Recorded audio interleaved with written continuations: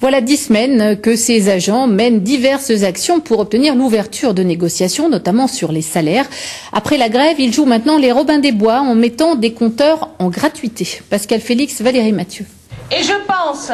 Salaire, emploi, fermeture de sites. Depuis 10 semaines, des gaziers et des électriciens du Puy-de-Dôme et de Haute-Loire sont en grève. Aujourd'hui, environ une centaine d'agents à Véralier-Clermont-Ferrand pour une assemblée générale.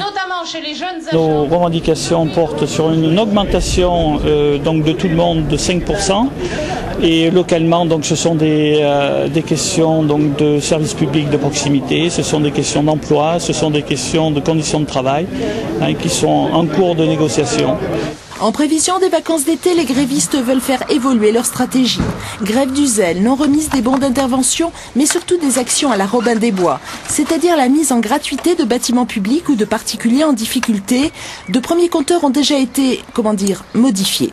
C'est un appel à la désobéissance civile parce qu'aujourd'hui, de toute façon, on voit bien que les lois ne sont faites que pour profiter aux plus riches de ce pays. Ça fait carrément hurler. 183% d'augmentation du PDG de Gaz de France. Ça a été possible, ça a été réalisé d'une part sur le dos de la masse salariale des salariés des IEG, des industries électriques et gazières, et d'autre part sur le dos des usagers au travers de l'augmentation de leur facture d'énergie. C'est proprement scandaleux.